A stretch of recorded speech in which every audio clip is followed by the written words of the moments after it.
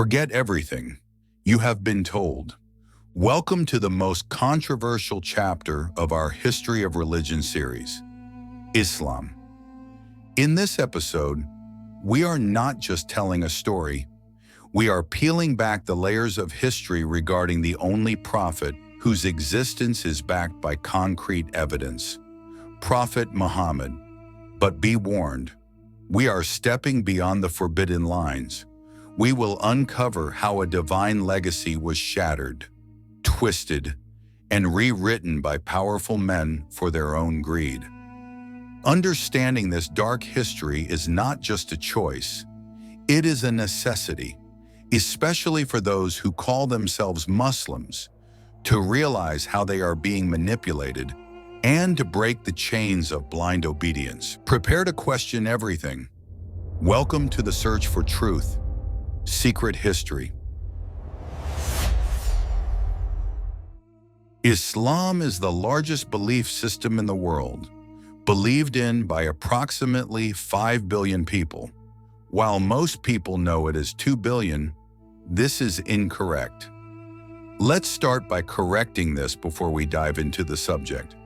The religion under the name of Islam, as mentioned in the Surah Ali Imran in the Quran, is the only religion in the sight of God.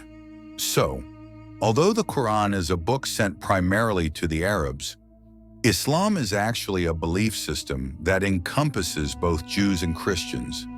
Its origins are mythologically traced back to Adam, but according to more tangible data, it traces back to Prophet Abraham, the ancestor of both Arabs and Israelites.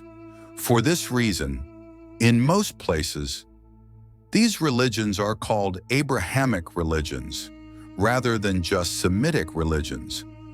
Although many may disagree with me on this, according to the data we have, there is no evidence of Islam's existence in the region or the world in recorded history, starting with the Sumerians before Prophet Abraham. Yes, monotheistic religions existed in ancient cultures, one of them being the Tengri belief of us Turks, but distinct subheadings under the umbrella of Islam do not appear directly in history. You might say, doesn't Islam date back to before the Great Flood? I have no objection to that. It is possible. As you know, that part of history is a bit foggy. Today, for some reason, everyone thinks of Islam as the religion brought by Prophet Muhammad. But as I said a moment ago, and as the Quran says, the Abrahamic religions, Judaism in its current corrupted form, Christianity, which was formed from it despite having no historical basis, and finally the religion Prophet Muhammad preached to the Arabs, are actually not three different beliefs, but the fundamental religion of Islam.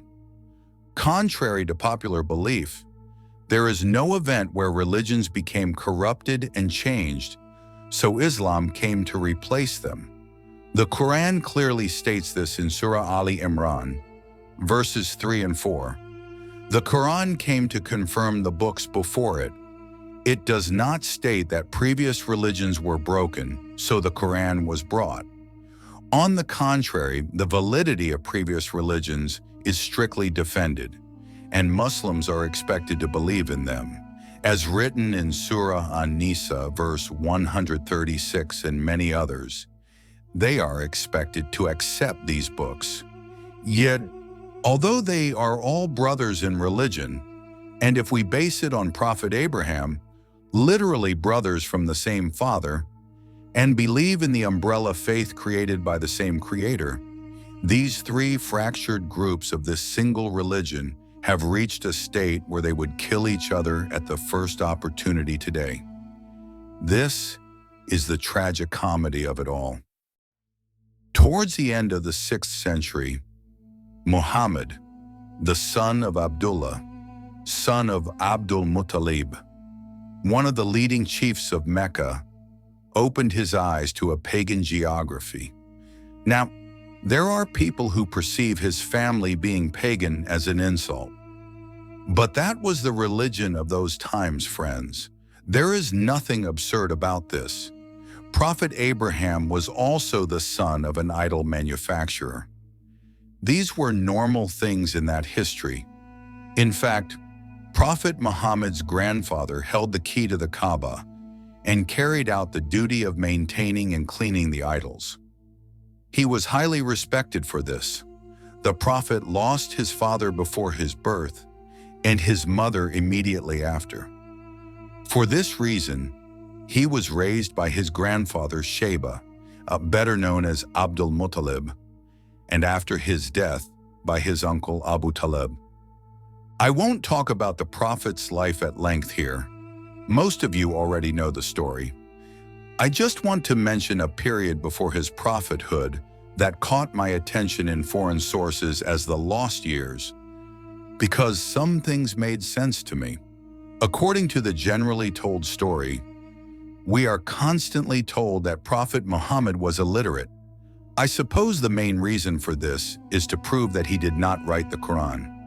Frankly, this has always seemed like a ridiculous claim to me. The man worked as a merchant for years in Mecca, one of the trade and religious centers of that time. His grandfather was one of the most prominent, influential people in Mecca. He himself was respected enough to be called Al-Amin, the trustworthy, among the people. Even his first wife, Khadijah, was an extremely wealthy, high-level, and educated person. So, claiming this man did not know how to read or write seems forced to me, and ultimately, but it feels like an insult to a person who made such a revolution. Doing this solely to refute claims that Prophet Muhammad wrote, the Quran makes it even more tragic. According to the general stream's claim, Prophet Muhammad would frequently go to Mount Nur, enter the cave known today as Hira, and spend time alone for no apparent reason. However, the biggest reason that pushes a person to solitude and thinking, that pushes him to start breaking away from society and progress, is actually self-education. The more a person begins to fill with knowledge, the further he moves away from the ignorant. He retreats into his own shell and thoughts, and begins to get bored of crowds, especially if this crowd is the ignorant Arabs of the Jahiliyyah period, who dance naked around the Kaaba, slaughter animals, bathe in blood, and engage in mass sex. Use your logic a little. After all, the people we are talking about are human. Whether 1,000 years ago or 1,000 years later, we are all humans with the same patterns. I will continue my story by giving a few examples regarding the claims about the Prophet's education. Some researchers state that before Prophet Muhammad started his duty, especially after marrying Khadijah, he frequently conversed with her Christian relatives. Chief among them, her cousin Waraka ibn Nawfal, a priest extremely knowledgeable about the Holy Scriptures. Another example is the Christian monk named Bahira, whom Prophet Muhammad met during his trip to Syria with his uncle Abu Talib. It is said that Bahira's religious and philosophical teachings were very influential on young Muhammad. It is possible to multiply examples. From the slave Zaid, gifted to Prophet Muhammad by his wife Khadijah, to the poetry and literature education during his days with the Banu Sa'ad tribe, where he lived at an early age. The reason I say these things is, look, Prophet Muhammad was educated. This doesn't mean he wrote the Quran. I find entering this debate unnecessary for myself because it's not something I particularly believe. The reason I give this information is that I find it frankly foolish for modern Muslims to portray their prophet as an ignorant type just to fend off counterattacks. The reason for accusations in the Quran like, "You were previously among the ignorant," is, as far as I have read, written because they believed in the ignorance of the old religions. Because no matter what, I handle events with the logic of kill the hero, but give him his due. That's why I wanted to draw attention to this information, which has been spread by rote for years and is wrong according to me.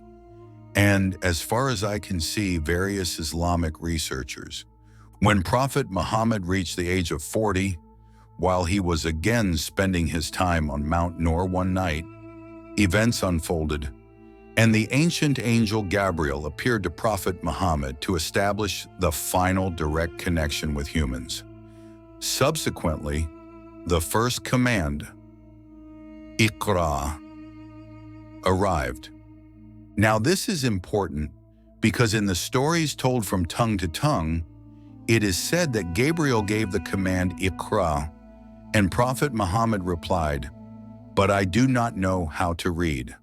Frankly, until I made this video, I knew this classic story too. But while researching, I realized this is an extremely illogical command. After all, you are telling the man to read. What is he going to read? Are you giving him paper? Are you giving him a book? What reading are you talking about? There is a logical error here. But the one in front of you is an angel, so there shouldn't be such an error. I looked at the other meanings and etymological roots of Iqra. Iqra didn't just mean read. Iqra also meant to narrate, to proclaim, that is, to convey. Then the pieces fall into place. Is it more logical to trample on grammar and say read when there is no book or anything around? Or is it more logical to say convey in the name of God who created you, meaning start your duty? This is why I tell you to question everything and everyone and do your own research.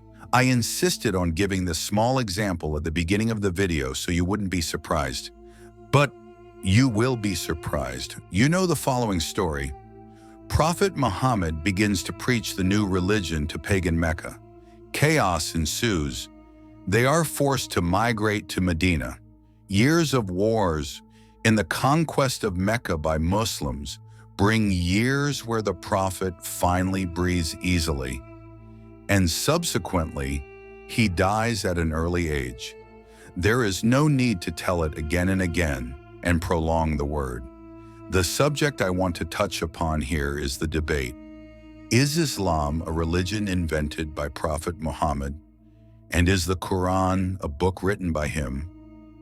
Of course, I cannot say this is right or that is wrong. After all, none of us were there. And making claims about events nearly 1,500 years ago is funny. But personally, when I use logic and look at the data at hand, I come up with this simple answer. For a person to risk this out of nowhere, he must either be crazy or have witnessed an event far beyond himself. It is said he was 40 years old when the first revelation came. We are about the same age. Frankly, even if you provided me with all the opportunities, I wouldn't leave my order to become even a town sheriff at this hour. Of course, this is my thought, but use some logic. The man already has a good financial situation. He is one of the most respected people in the city. He has established all kinds of order and lives a rosy life. For a person to do all this after the age of 40 just because it popped into his head, or because he got hyped up on "I will gain more power," is so illogical that only a madman would do it. He will ruin his entire status. He will lose almost all his assets, all his friends, his relatives. He will be attempted to be killed many times. He will be exiled. After staying in exile for years, they will finally return to Mecca, and he will die just 2 years later. I ask again, which sane person does this? They wouldn't, right? Especially, as some claim, no one does this just for more power and money, friends. Why would he? He already had it all. Only someone who has darkened his eyes enough to say, "Even if you put the sun in my right hand and the moon in my left, I will not change my mind," does this. And for this, a person needs to be inspired. He must be filled with faith. To me, it doesn't happen any other way. In the Quran, there are places that seem to me as if added and changed by human hands, like surahs that constantly repeat and enter into personal life excessively. Are the sources of these the Umayyads, or the Prophet, or is it my delusion? I don't know. I don't have a time machine, but the oddities stand there. I told you to open and read it. If you have read it, you have seen the religious text tailored to the person. That's what I'm talking about. But I don't believe that the main backbone was written by Prophet Muhammad or anyone else, nor that this religion is a fabrication, because as I always say, all Abrahamic religious books have the same mold. I have explained to you in many of my videos where this mold relies on. Of course, I don't know if it's true or false, but this is the conclusion I have reached.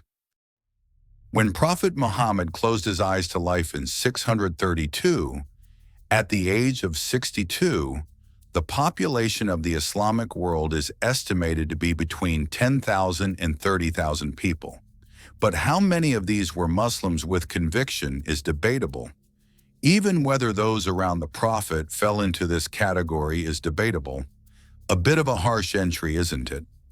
But stay with me. You will see that I did not say this in vain, and you will see for yourself how weak beings humans are, despite living with a prophet. Although the Islamic world does not like to talk much about the death of Prophet Muhammad, there are issues that must be addressed, because these sowed the seeds of how Islam would be shaped after the Prophet, and they are directly related to our topic. According to general acceptance, when Prophet Muhammad died, his body was kept for 3 days without being buried. What does it mean to keep a corpse for 3 days in the Arabian heat of that era? Moreover, we are talking about the Prophet's body. When I listen to this from the internet and the classic crowd, they come up with a claim that their loved ones entered the Prophet's house piece by piece for funeral prayers. That's why it took 3 days. If you tell this to a child, they would laugh. Try keeping a corpse in the heat for 3 days and see if you can approach within 10 meters of it. However, other allegations are not as simple as this. With a simple calculation, after the one wars and especially the conquest of Mecca, Prophet Muhammad and those with him had obtained very serious financial power and gain. There is nothing surprising about this. This happens when you win a war. How much share the Prophet took from this financial power, what he used it for, does not interest me. As someone who has seen his house, I can say this, or rather, I went to a place shown as his house. His entire house was smaller than the living room of my office. But I cannot say the same for the people around him, because the conflicts experienced in the post-Prophet period show us that events were not as innocent as we thought, and it explains more logically why the body stayed there for 3 days. Now, I will tell you the story from this perspective. I am sure it will shake you as much as it shook me at first. But when I support the topic with what happened afterward, I will ask you to make the decision, because it is useful to remind again.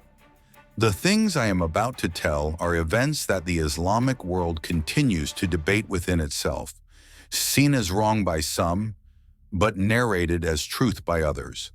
The some I mention are the sects. Therefore, do not forget that what I will tell until the Caliph Uthman section are foggy subjects. But what comes after are subjects we know clearly. So, what was this shocking allegation? According to this, the Prophet was actually poisoned to death by the people he called his family.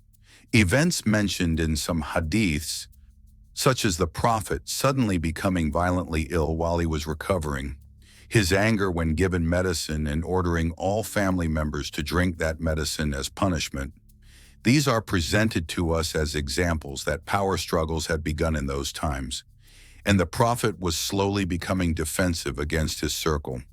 The fact that his father-in-law Abu Bakr left his side while the Prophet was on his deathbed to go to his own house a few hours away. The fact that when death occurred, Umar became enraged and did not allow Prophet Muhammad's body to be washed and buried by Ali until Abu Bakr arrived. These are topics that really push one to think. By the way, remember that Abu Bakr is Aisha's father. We will come to that subject soon. I mean, if anyone finds it logical that the mighty Umar stalled people for 3 days saying, he went to meet God, he will come back when the Prophet died, and even said, I will kill anyone who approaches, let them come forward. Also the fact that Abu Bakr came from a distance of 1 farsakh, a road that can be crossed in 1 hour even by walking, only 3 days later. And meanwhile, naturally, the Prophet's body began to decompose in that hot weather, are also issues that both shame and provoke thought. One last detail that confused me was this. Before dying, the Prophet said, take notes of what I say so that you do not fall into conflict after my death. But it is told that Umar initially opposed this request harshly, saying, the Quran is the only thing necessary for us, rejecting the Prophet's request, and even argued with those in the room. What makes matters more interesting is that, according to Hadith sources, after the Prophet's death, when Umar got angry and attacked people, Abu Bakr came and cut him off after reminding him of verses in the Quran like, prophets are only human, and every living thing shall taste death. Umar even said to Abu Bakr, until you read these verses to me, I wasn't even aware of them. In my Quran video, I told you that the Quran started to be compiled in a hurry because verses were starting to be forgotten during the time of Umar and Abu Bakr. This event is a good example of this. The person we call Umar is nearly a Hafiz according to accounts. But even he is unaware of some verses. This is a subject that needs to be thought upon. And here, some researchers think that Umar tried to buy time so that neither the Prophet nor Ali, whom the people loved, would become Caliph, delaying the burial procedures until Abu Bakr's arrival. In fact, as narrated in this hadith, it is told that after Abu Bakr arrived, the Prophet was buried secretly at night as if he were an ordinary person. Aisha says, we became aware of the burial of the Messenger of Allah by hearing the sounds of shovels on Wednesday night. In another narration from Aisha, we were not aware of where the Messenger of Allah was buried. We only understood he was being buried when we heard the shovel sounds. Abbas, Ali ibn Abu Talib, Fadl ibn Abbas, and the Prophet's freed slave Saleh washed the clean and holy corpse of the Messenger of Allah and laid Prophet Muhammad to rest. The companions left the Messenger of Allah's funeral alone with his family. These few people dealt with the Prophet's washing, shrouding, and burial. Again, the Islamic historian Tabari carried the claims further, writing that Umar and Abu Bakr did not even attend the funeral because they fell into the trouble of the caliphate. In fact, in some hadiths, Umar's ambition in this regard is described as follows. Umar and the companions raid the house of Ali, who did not pledge allegiance to Abu Bakr's caliphate due to the events. He states he will burn the house while the Prophet's daughter Fatima is inside, and according to some sources, he burns it. And it is told that due to this, Fatima's 6-month-old child fell and was injured. The reason lying behind Umar doing this is described as his thought that allowing the group objecting to Abu Bakr's caliphate to grow could cause seeds of discord and separation among people with Islamic faith, and that he wanted to prevent this discord according to his own thought. If true, it was indeed a bit harsh. Just because these events are questioned in the Islamic world, again, some sources give unsatisfactory answers like, no, the angels led the prayer. Now, I will not go into the depth of this event. I don't intend to comment much in this video, like in the Quran video, because this alone is actually the subject of a long video. How true, how false? As I said at the beginning of the video, we have little possibility of knowing, because both information is limited and 1,500 years have passed. It is useful to repeat. Here we are talking about the controversial parts of Islamic history that are not told much. Otherwise, if I told you the history you have seen in the movie The Message for years, or that your religious teachers made you memorize, the channel would not be any different from other channels, I suppose. The aim here is to trigger your personal research on Islamic history and to conduct an idea together by handling the basic course and critical points in the story. The period of the 4 caliphs, which would last about 30 years in the Islamic world shaken by the Prophet's death, unfortunately begins in a way that will be remembered as a period of chaos. Prophet's father-in-law, Abu Bakr, died at the estimated age of 63 after serving as Caliph for 2 years, and Umar took his place. Caliph Umar's period can also be named the Era of the Sword, because he was a daredevil person with extremely strict principles. For those who don't know, let me remind you, in his time, Caliph Umar was someone who swore to kill Prophet Muhammad and gave up at the last moment while about to do so. And he has always been remembered in history for his harsh character and principles. In his period, Islamic lands expanded with great wars and conquests, and the conquest of Jerusalem is shown as his greatest success. In Umar's period, Arab tribes that left the religion after the Prophet's death were fought against and destroyed. If there are those among you who think Islam really spread to the world with peace and love, it means they are extremely far from the truth. As a matter of fact, this conversation between Umar and Abu Bakr reflects this mentality to us beautifully.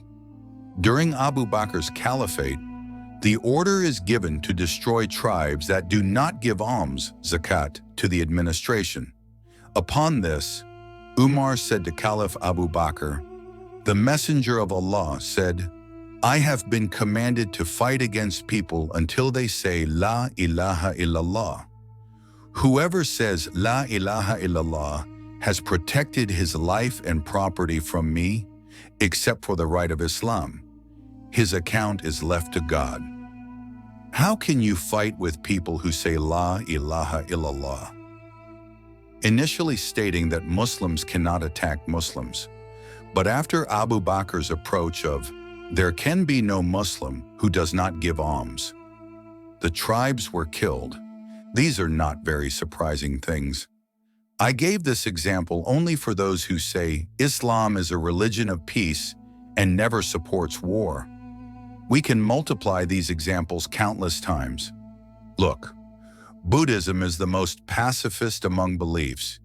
Even it has been involved in countless wars. Briefly, if even a religion based on peace gets involved in war, it is impossible for Islam not to get involved in war with those messages in the Quran and the Torah. The Quran is still okay. If you read the Torah, you would be flabbergasted. And again I say, stop saying the Torah was corrupted, changed, that's why the Quran came. Remember verse 68 of Al-Ma'idah again. According to this verse, if you do not believe in what is written in the Torah and the Bible, you cannot call yourself a Muslim. Otherwise, the verses would explicitly say, the Torah has no judgment, base yourself only on the Quran from now on, wouldn't they? Whereas instead, it says the Quran came to confirm the previous ones. Let's return to our topic. After Caliph Umar fought with the Sassanids, after being killed by Abu Lulu, one of the generals he took prisoner, Caliph Uthman's administration begins, and the Islamic legacy, in the sense you know it, ends. Again, it was a bit of a harsh entry, but you will understand why now. By the way, we have now come to the less foggy part of history, and unfortunately, these are much more painful parts for Islam. I mentioned Marwan, one of the destroyers of the religion, in my Quran video. This friend is someone from the lineage of the Banu Umayyad family, who had always been enemies of the Prophet. In fact, while Prophet Muhammad was alive, he exiled the judge Hakam, who was also Marwan's father, and his family because they constantly plotted against him. And throughout history, he both fought and had arguments with those coming from the lineage of the Umayyad family. Perhaps we can say that Caliph Uthman was the only person who came from this family and became a friend of the Prophet, but his mistake was also very big. Immediately after becoming Caliph, Uthman annulled the exile decision of the Umayyad family, and he appoints many members of the family, including Marwan, as governors to major cities in the Islamic geography. Complaints increase among the public about both Uthman and the Umayyad family, including Marwan, regarding embezzling goods from the state treasury, nepotism, and acting unjustly for years. Also, the public greets with anger his handing over the state to the Umayyad family, whom the Prophet never liked. But this is not the only thing Uthman did. By bringing people from this lineage to the management of the Islamic army, he gave the system completely to his relatives and the Umayyad lineage, which would be known as the Umayyads after a while. Although these events annoyed Ali, the oldest friend of the Prophet and one of the first Muslims, he swallowed it because he was not a person very interested in politics. But with the rebellion in Egypt, the color of things changes. Ali, who was going there upon Uthman's request to suppress the rebellion, finds the envoy sent by Uthman on the way and reads Uthman's letter. The letter contains the order to kill all the separatists coming for the talks to end the rebellion. Shocked by this event, Ali goes to Uthman and asks for an explanation, and it turns out that the letter was actually written not by Uthman, but by his cousin Marwan, who was digging his grave. After this event, Ali says he is withdrawing from the talks and leaves Uthman to his own devices. After all, it was Uthman who brought these disgraceful relatives to important positions by usurping rights. He brought this upon himself. As a result, Egyptian rebels besiege Uthman's house and kill him. In this chaotic period, Ali becomes Caliph, although he didn't want it much. And the saying, "Hard days are over, now harder days await us," comes true. Ali becoming Caliph disturbs many people very seriously. One of them is Aisha, one of Prophet Muhammad's wives. In the narrated rumors, she is always described with her sharp tongue against the Prophet, and especially with her harsh and jealous attitude towards Khadijah, the Prophet's very valued first wife and the first Muslim. Her harsh attitudes against the verses descending about the Prophet's private life in the Quran, which happened after the Azab 50 verse. For those who don't know, the verse explains that almost all women on earth are halal to Prophet Muhammad, including his relatives. Aisha reacted harshly to this verse, and they almost came to the stage of divorce. Her having to spend an evening with a Bedouin in the desert because she fell apart from the caravan at the age of 22, and entering into adultery discussions on behalf of those times by some circles due to this. After the Prophet's death, equaling all other wives and turning herself into a hadith source, and according to some hadith scholars, in the event known as ludud, possibly poisoning her husband knowingly or unknowingly upon Abu Bakr's order. These dozens of examples and some extreme allegations cause question marks to form in people's minds about Aisha.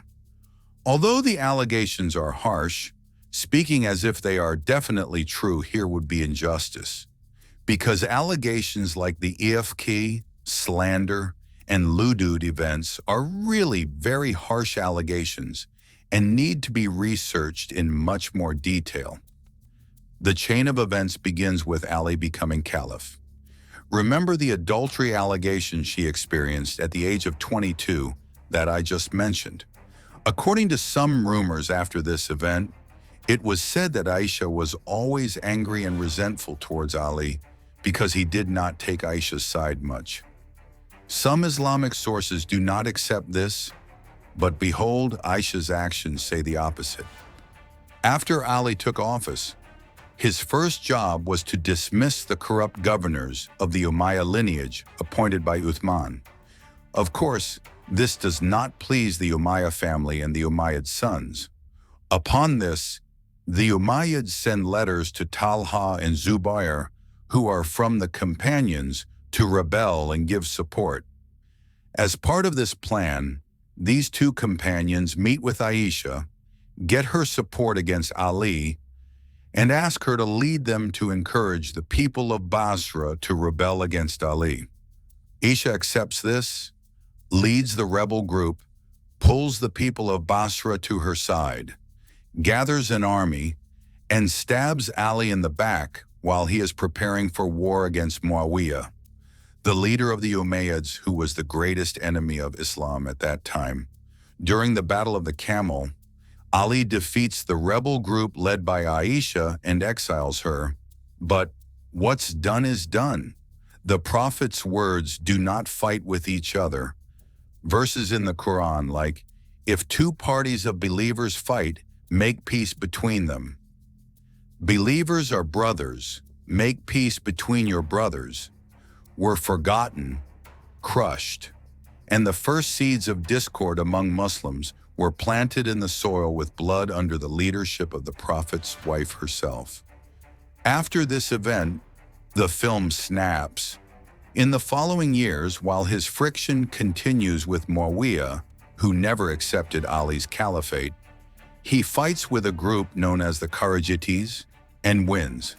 Subsequently, although he wants to take the army to Damascus to overthrow Muawiya, the army does not accept this and returns. In the meantime, an assassin attacks Caliph Ali from behind while he is going to morning prayer and seriously wounds him. Unfortunately, Ali closes his eyes to life in the age of 63 as a result of these wounds. Of course, these events are not coincidental. Indeed, immediately after Ali's death, Muawiya starts a war against Hassan, the Prophet's grandson, and eventually ensures that Hassan's wife is pulled to his ranks to poison her husband. So, husband poisoning in the Arab land is not as extreme a situation as we think. Subsequently, since he had infiltrated everywhere for years, he instantly seizes power, declares his caliphate, and starts to transform Islam with his own perspective. For example, let me give you the simplest example.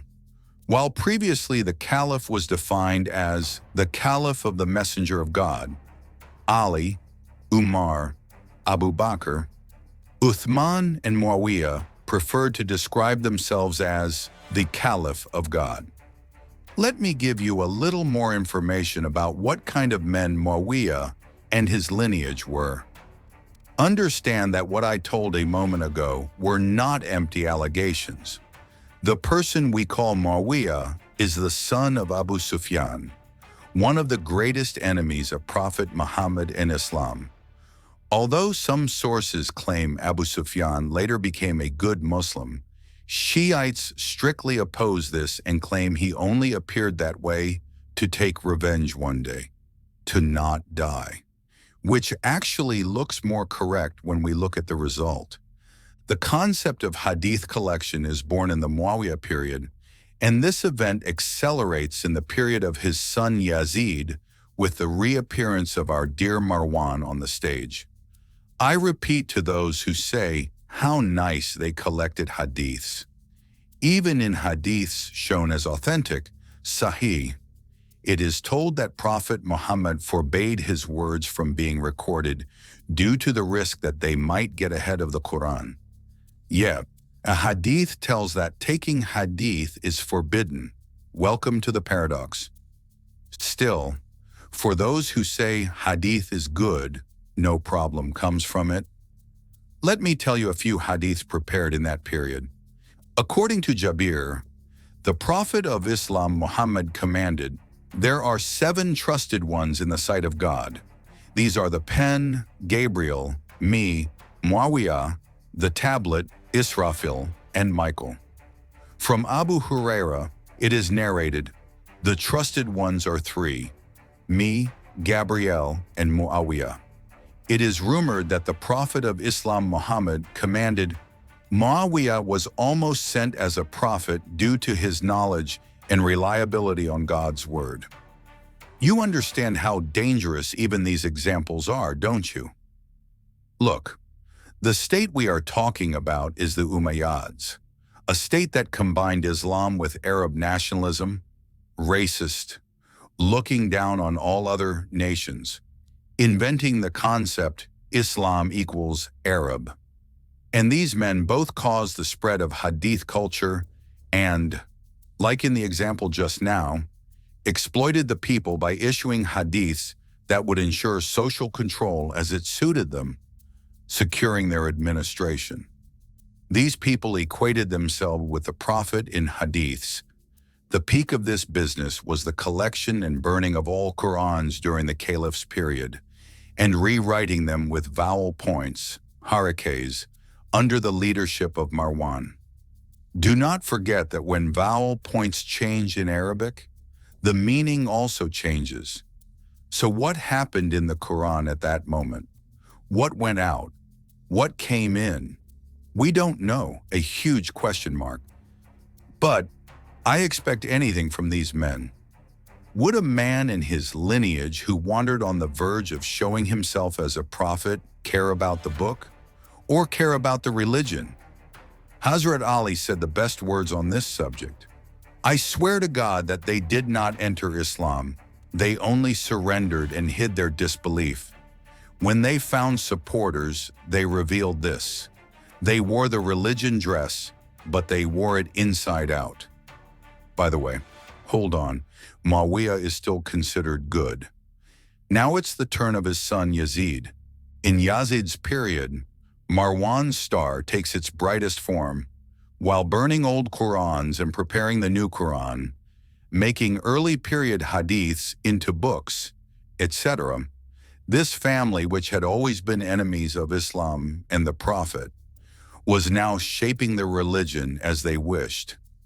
Marwan, located in Medina, persuades the governor to use force against Hussein, the Prophet's grandson and Ali's son, and Abdullah ibn Zubair, also from the Prophet's lineage, who did not want to pledge allegiance to Yazid. According to accounts, after these events, Abdullah ibn Zubair went to Mecca. Hussein sets out for Kufa based on the letter he received from the people of Kufa to object to the power passing from Muawiya to his son Yazid, and to struggle. The aim is to confront Yazid with the Kufa troops who said they would support him as written in the letter. But Hussein was lured into a trap. The letter and everything was a lie. And instead of the people of Kufa waiting to support him, Yazid's army of 4,500 people was waiting for him.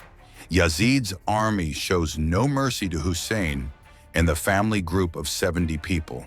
The head of the Prophet's grandson is cut off and thrown in front of Yazid. His family is either completely killed or awaits a worse end in dungeons. Look, I told you before, I say it again. The Umayyads have nothing to do with Islam, God, the book, or the Prophet. Their business is power, nothing else. As a result, a rebellion breaks out in Medina upon this event, and the people besiege the houses of Marwan and about 1,000 other Umayyad sons. Upon this, Yazid attacks Medina, slaughters Muslims, and has his armies loot the city of Medina for 3 days. This event is known in history as the Battle of Al-Hara. After the looting of Medina, the target of the Umayyad army was Hussein's friend and Abdullah Zubair, also from the Prophet's lineage, and Mecca, where he lived. The army encounters Abdullah's army in the open of Mecca and forces them to retreat towards the city. Upon this, the Umayyad army starts bombing the city with catapults. In this chaotic environment, the surroundings of the Kaaba are damaged. Blood is shed in the holy area. Also, it is told that the structure was seriously damaged in a large fire that broke out, and the Hajar al-Aswad, black stone, was shattered. The conflict ends with the news of Yazid's sudden death coming from the capital, and the Umayyad army ends the war. Subsequently, the Kaaba is rebuilt by Zubair, but later, he also falls victim to an assassination and dies. Classic Umayyad tactic. After Yazid, Marwan's lineage begins to rule the Umayyads, until the period of Marwan II, approaching the year 750. Subsequently, the control of the Islamic world passed to the Abbasids. Here are the realities of the Umayyads.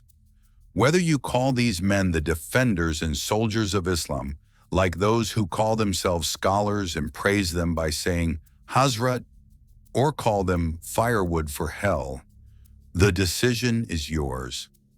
After seeing so many events, I prefer to use my opinion on the side of Caliph Ali. Although events as extremely anti-Islamic as in the Umayyads were not experienced in the Abbasid era, the foundations of today's main problems deepened during the Abbasid times, with currents coming from Iran, India, and other countries. The concept of tariqa, religious orders, sects, begins to be born. The concept of hadith goes out of control. Dozens of new hadith books are written, and this event causes sects to fear each other even more. Because, as I said a little while ago, the hadith of one sect might not be pleasing to the other, or hadith scholars could compete among themselves and exaggerate events ridiculously. As a matter of fact, these are the people who deified Prophet Muhammad, inventing events like his spit in toilet providing healing to people. The hadith phenomenon played a critical role in the collapse of religion at least as much as the men I just mentioned. For example, let me give you a few examples from hadiths that we qualify as sahih, authentic, even today. Kill the one who changes his religion. The people who will be subjected to the most severe torment in hell are painters. God opens his leg and shows his calf to prove his identity to the prophets in the hereafter. There is bad luck in women, horses, and houses. A man is not asked why he beats his wife. Women are deficient in intellect and religion. Most of those in hell are women. There are fewest women in paradise. Beat them when they drink alcohol. If they drink again, beat them. If they drink again, kill them. Anyone who wants can open the links and read. This endless hadith writing event pushed people away from the difficult-to-understand language of the Quran to shape their lives according to hadiths instead, and religion began to degenerate even faster.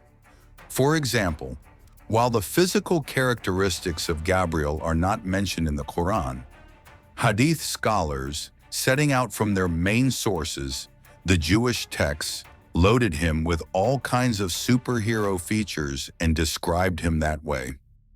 Today, these degenerations, this greed for power, greed for money have gone completely out of control. I'm past the hostility of sects towards each other. Even tariqas, orders, have come to a state where they fight each other. The situation is no different in Turkey, which boasts of its Muslimness. Words of Allah and Quran do not fall from their mouths, but the rate of those who read it is not even 4%. In the 2022 World Corruption and Bribery Index, Turkey is in 101st place with 36 points. The countries following Turkey are places like Somalia, Burundi, Yemen, which have been shattered. Most of the countries that have peaked in corruption in the world are Muslim countries. The scores of countries like Iraq, Syria, Libya vary between 12 to 17. But in countries like Denmark, Norway, Finland, which we call godless, bookless, infidels, these scores are at the level of 90, meaning corruption is almost zero. When we look at world literacy rates, again, Muslim countries are at the bottom ranks, while countries that are infidels, according to those at the bottom, are at the top ranks. Here is a part of Islamic history that is not told to us much and is constantly tried to be covered up. It's not a story where peace, tranquility, and goodness are at the center as much as you thought. Is it? If it were so, today those geographies would be in the first place, not the last, in the lists I just mentioned. But of course, everyone is free to believe in what they want. That's why in all my videos, I insistently tell you to ignore us. Open and read it yourself. Go do your own research. Ultimately, when every channel owner makes a video, they inevitably add their own perspective, their own interpretation to events. After all, none of us teleported and went there to see. We are trying to establish a connection by examining available biased, neutral, and opposing sources. Don't forget this. I think faith is a beautiful concept. It is important for a person to believe in something, to research on that path, to aim to find whatever they are looking for. Now I look, everyone keeps asking each other, "What is your religion?" To me, this is the most ridiculous and empty question in the world. A person's religion is their personal path. It doesn't have to have a name. If you think that when someone asks you this and you say Islam or I am a Muslim, you will automatically go to heaven, running and playing hand in hand to the other realm, this is not faith, but just fooling yourself. Because if you don't show any effort in an individual sense, if you don't try to understand the one who created you, the name of that belief has no meaning. It is a great delusion for people to think they see themselves in a superior or more correct place with some symbols, some words. Not the words spoken, the greetings made, or the shapes shown, but a person's morality, justice, and conscience are the determinants. As the gap between discourse and action grows, faith turns into a hollow shell. I have always told you, I want to say it one last time. We are talking about an infinite creation. Without reading philosophy, without being interested in science, without learning history, without examining different beliefs, saying just one book is enough for me, and not even really reading that, you cannot understand this great existence. The result of this is already clearly seen in various world indices. Those in the bottom ranks consist of those who avoid thinking instead of researching the huge creation, who do not question, and who believe by rote. Don't be like them. Thus, the Semitic religions part of the History of Religion series has ended. Look, it is useful to repeat, the claim that Prophet Muhammad was killed is a serious claim, but the event might not have happened that way. Because just as there are hadiths defending this theory as I just mentioned, there are also hadiths saying quite the opposite, that everything went rosily. Although there are harsh allegations about Abu Bakr and Umar, there are also soft allegations to the contrary. Do not forget that those issues are ambiguous, and don't say, this definitely happened this way, because sources are really few. But I cannot say this for Uthman and after, because both sources are many, and the events that happened are really clear historical events. From now on, we will continue by examining our next religion, Buddhism. If this content gave you a new perspective, you can support by liking the video. You can avoid missing the rest of the series by subscribing to the channel. Don't neglect to share your questions in the comments. Until we see each other in the next video, take care of yourselves.